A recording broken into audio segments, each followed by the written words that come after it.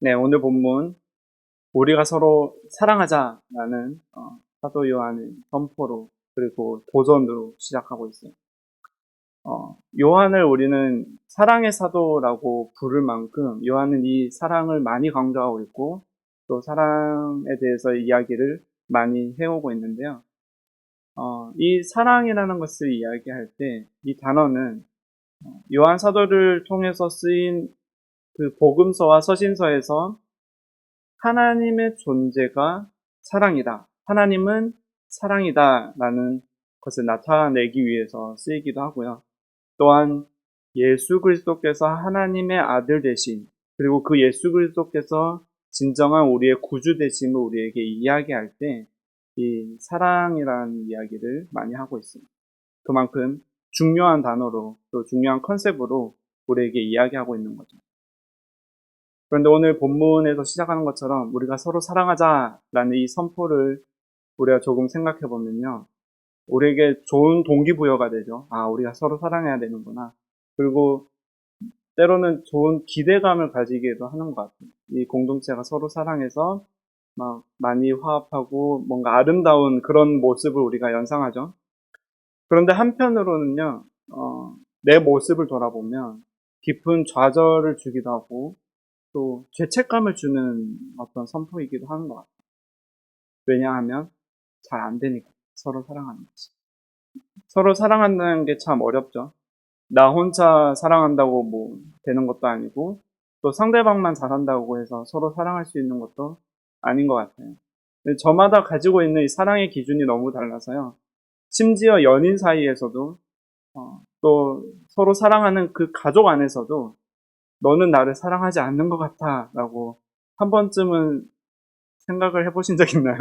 저는 그런 것 같은데. 그런 아이러니를 우리가 실감하면서 사는 것 같아요. 가장 가까운 가족과 연인 사이에서도 서로 사랑하는 게 어려운데, 과연 우리는 공동체 내에서 가능할까요? 과연 원수들과 가능할까요? 왜 예수님은 우리에게 내 이웃을 사랑하라라는 새 계명을 주셨고, 또 요한 사도는 본문을 통해서 그 말을 되뇌이듯이 서로 사랑하라, 서로 사랑하자라고 우리에게 도전하고 있을까 고민하게 됩니다. 우리가 바로 이전 본문에서 요한 1서를 쭉 보면서 확인했던 내용이요. 예수님이 빛이시라는 거예요. 하나님이 빛이시다라는 이야기를 했어요. 예수님이 참 하나님이시고 또 참 하나님의 아들 되셔서 이 땅에 오셨고 우리가 진정 바라보아야 할 근원적인 하나님이시라는 것을 우리에게 계속해서 알려주고 있어요. 그 말씀이 육신이 되어서 이 땅에 오심으로 말미암아서 말씀이 하나님과 함께 계셨고 그 말씀이 곧 하나님이셨는데 그 말씀으로 그 말씀이 하나님의 본체로서 이 땅에 오셔서 그 예수 그리스도 하나님의 아들 되신 그 예수 그리스도께서 우리에게 오셨다는 거예요. 이 거짓이 들끓는 세상 속에서 우리가 이 참된 본질을 바라보려고 할 때, 그러니까 과연 하나님이 과연 누구신가? 나는 과연 누구인가? 우리를 하나님께서 뭐라 부르시는가 하는 것을 우리가 바라보고 고민할 때요. 우리는 우리에게 찾아오신 그 빛을 바라볼 수 있다는 거예요. 하나님의 빛을 바라볼 때 그 빛을 향해서 우리가 걸어갈 수 있게 되는 거예요. 이것은 거짓 선지자나 어떤 적그리스도의 미혹으로부터 우리 자신을 지킬 수 있는 유일한 길이 곧 우리 자신 안에 있는 어떤 내면의 것을 바라보는 것이 아니라 우리에게 비춰주신 그 하나님이라는 빛을 바라보고 걸어갈 때 가능하다는 거예요. 하나님의 빛대심 안에서 그 빛대심 안에서 우리가 걷는다는 것이 그 빛대심 안에서 우리의 존재가 무엇이냐, 너의 존재 위치가 어디에 있느냐 하는 것을 우리가 바라볼 때요. 아, 하나님이 나를 자녀라 부르시는구나. 하나님이 나를 아들이라 부르시고 하나님이 나를 사랑으로 불러주시는 그 하나님의 은총 때문에 우리가 흔들리지 않을 수 있다는 것. 이 존재적인 고백, 그러니까 하나님께서 빛 되시고 하나님의 안에서 우리가 어떻게 발견되어지는가를 생각하면서 다시 이 이야기를 하는 거예요. 서로 사랑하자. 그러면 이렇게 생각하죠. 야, 내가 사랑할 수 없으니, 우리 잘 알잖아요. 내가 사랑할 수 없으니 하나님이 사랑을 부어주시면, 하나님이 사랑을 채워주시면 그 사랑으로 우리가 사랑할 수 있을 텐데 라는 이야기를 또 하게 되죠. 그러나 결국 이것도요. 우리가 마치 어떤 성령님의 능력을 받고 하나님의 사랑을 우리가 지식적으로 깨달았을 때 우리가 마치 어떤 변화를 받아서 사랑할 수 있을 것 같은 실천적인 결단으로 끝난다는 거죠. 그런데 요한 사도가 우리에게 선포하는 내용은요. 이런 표면적인 실천적인 강요나 어떤 결단으로 끝나는 이야기가 아니에요.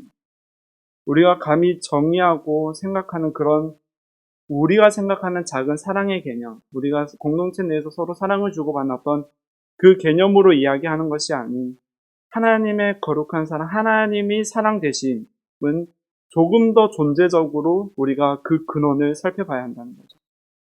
7절의 말씀을 계속 바라보면요.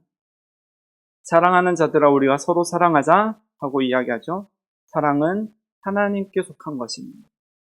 사랑이 하나님께 속해 있다라는 이야기를 하면서 8절과 16절에서 어떻게 이야기하냐면 하나님은 사랑이심이라 하나님은 사랑이시라 라고 이야기한다는 거죠. 우리가 서로 사랑하자라고 했을 때 이 말씀은 우리가 기존에 상상하고 생각했던 이미지와는 전혀 다른 경험을 우리에게 주려고 하고 있는 것 같아요. 하나님은 당신의 존재를 우리에게 나타내시고요. 하나님 그 존재 자체를 우리에게 주려고 하시는 거예요. 하나님 그 힘셀프를, 하나님 자체를 우리에게 주고 싶어 하신다는 거죠. 하나님은 사랑이신데 너희가 서로 사랑하라, 우리가 사랑하자라고 이야기할 때 하나님은 하나님을 주시기 원하신다는 거예요. 요한일서 앞구절들을 기억해 보면요. 하나님은 빛이시라라고 이야기했다고 했죠. 하나님은 빛이시라라고 했을 때 우리에게 어떤 고백이 있어요? 우리는 그 비추어진 그 빛 앞에서 우리의 감추어진 어둠을 발견하게 됩니다. 빛이 들어질 때 우리의 그림자를 바라보게 됩니다. 우리의 적나라한 실존을 먼저 바라보게 됩니다. 그런데 우리가 적나라한 실존을 바라보고 어둠을 바라보고 그치는 것이 아니죠. 빛 가운데 행하면 우리 안에 비로소 참된 사귐이 있다라고 성경은 이야기하고 있습니다. 하나님 안에 거할 때 하나님 안에서 내 존재가 비로소 확인되고 세상이 말하는 나 자신이 아니라 내 경험으로 이루어내는 내 자신이 아니라 하나님의 빛 앞에서 하나님이 말씀하시는 그 말씀 앞에서 드려진 내 자아와 내 실존을 발견했을 때 이제는 우리가 더 이상 어둠에 머무는 것이 아니라요.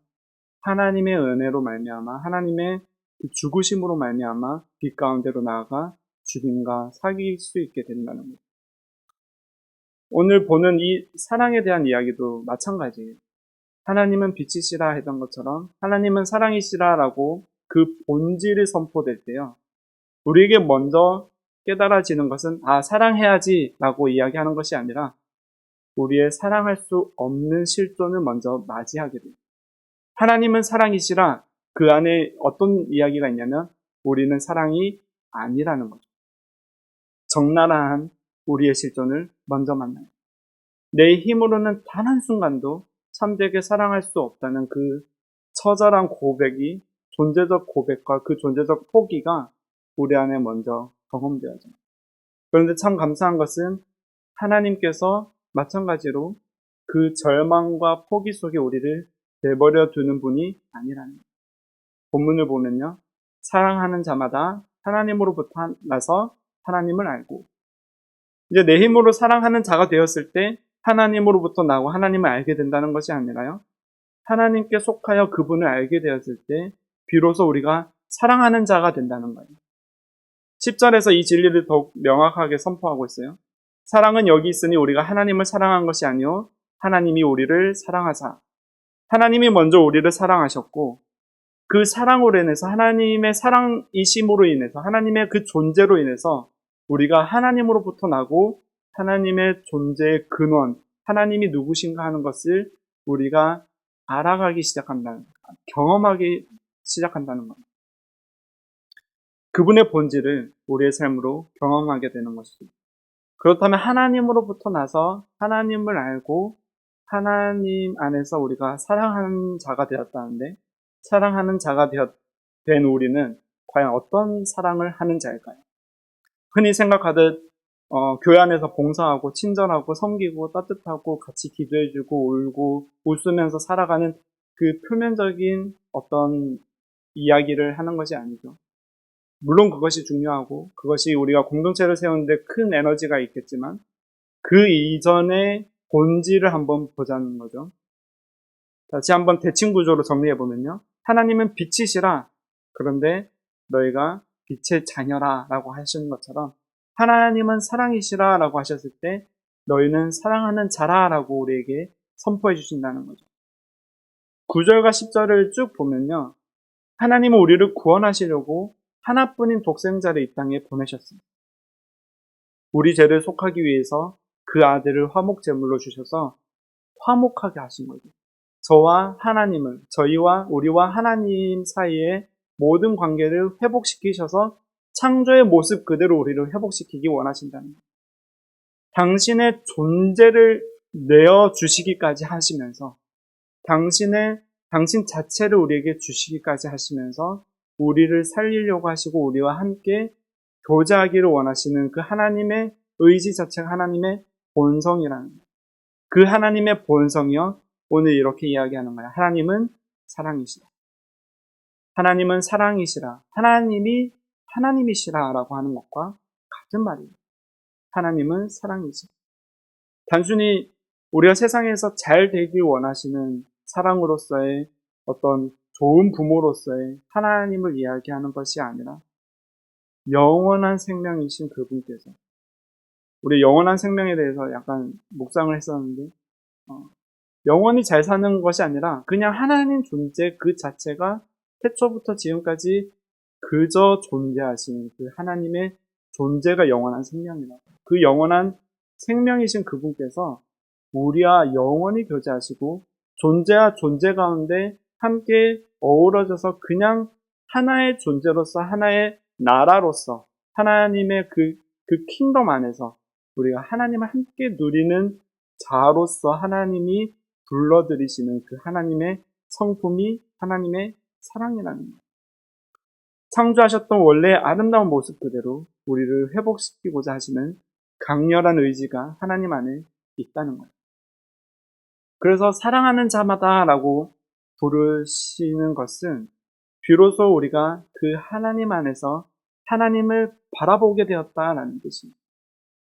나의 도덕적인 행위에 대한 이야기를 하기 앞서서 하나님의 본성과 하나님의 본질을 깨달아서 내 존재 목적과 모습을 하나님의 본질 안에서, 하나님의 모습 안에서 재확인하는 자가 되어간다는 것.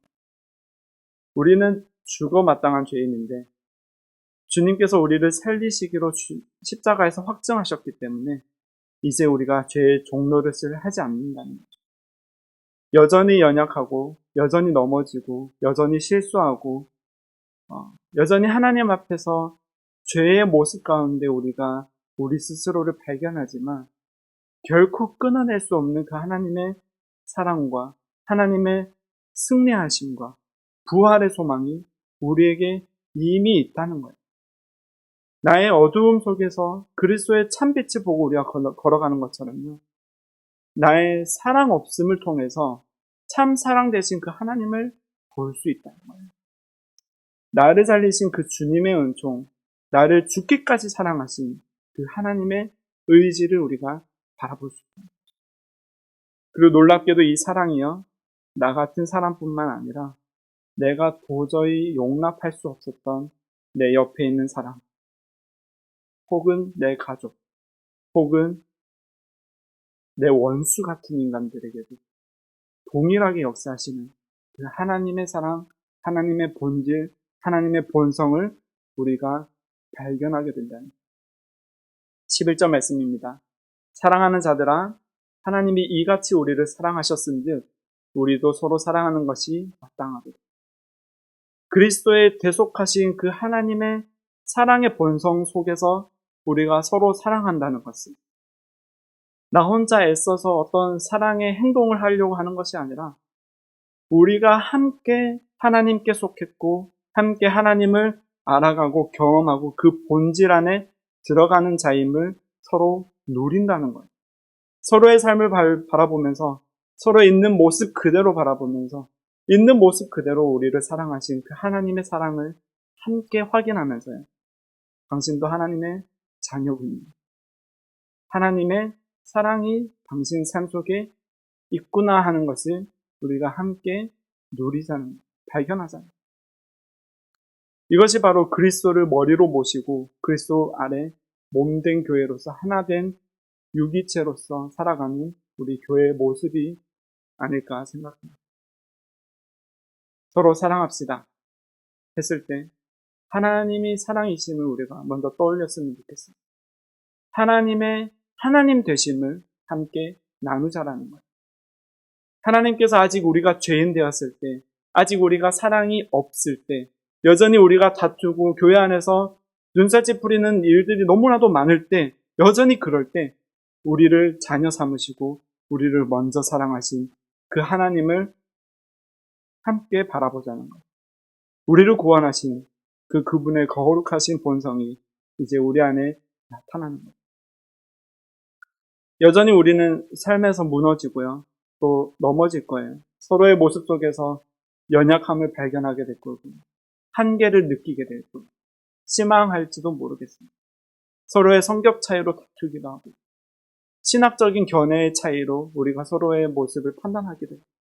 그럼에도 불구하고 우리 어두운 인생 속에 찬빛으로 찾아오신 그리스도가 계심을 함께 기뻐했으면 좋겠어요. 나의 사랑, 내 어여쁜 자야, 일어나 함께 나와 함께 가자 하시는 그 하나님의 부르심이 나뿐만 아니라 나의 원수 같은 인간에게도, 내가 정말 미운 사람에게도, 나랑 성격이 잘 안 맞는 사람에게도 하나님의 고백이, 하나님의 사랑의 선포가 있음을 우리가 함께 확인하고요. 그 하나님의 사랑을 함께 누렸으면 좋겠습니다. 그래서 그 하나님께서 당신의 존재를 드러내시는 방법이라는 거죠. 하나님께서 하나님 되심을 드러내시는 방법. 그것이 곧 사랑이고 그 사랑을 십자가에서 확증하셨고 그 확증하신 것이 바로 예수 그리스도시며 우리가 그 예수 그리스도를 바라보며 나아갈 때 미혹하는 영과 우리를 향해서 거짓된 영이 아무리 우리를 무어라 부르든지 야, 너 그렇게 살면 안 돼. 너 그렇게 봉사하다가 시간만 가. 너 그렇게 죄를 짓고 그렇게 넘어지는데도 너가 여전히 하나님의 자녀니? 하고 우리를 계속해서 거짓말로 속이고 우리를 되뇌이게 하는 그 세상 속에서 우리가 흔들리지 않을 수 있는 것은 예수 그리스도께서 완전하시기 때문에 하나님이 하나님 되시기 때문에 하나님이 하나님 되시기 때문에 우리가 서로 다투지만 우리가 서로 사랑하고 있습니다 라고 고백할 수 있는 것은 하나님의 사랑이 우리 안에서 함께 발견되기 때문이라는 거죠. 한없이 작은 우리 모습 속에서 우리는 주님의 용납하심을 발견하게 되고 그분의 본질을 경험하는 은총을 누리게 될 거예요.